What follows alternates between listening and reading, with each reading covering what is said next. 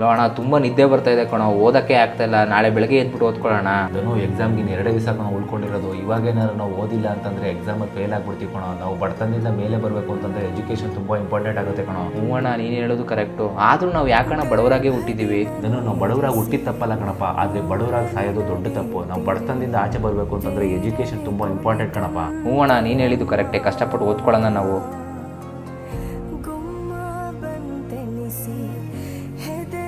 ನೀವಿಬ್ರು ಚೆನ್ನಾಗಿ ಓದಿ ದೊಡ್ಡ ಆಫೀಸರ್ಗಳಾಗಬೇಕನಪ್ಪ, ಅದೇ ನನ್ನ ಆಸೆ. ಅಮ್ಮ ನೀನೇನು ತಲೆ ಕೆಡ್ಸ್ಕೊಂಬೇಡ ಕಣಮ್ಮ, ನಾವಿಬ್ರು ಚೆನ್ನಾಗಿ ಓದಿ ನಿನ್ನ ರಾಣಿ ಥರ ಸಾಕ್ತೀವಿ.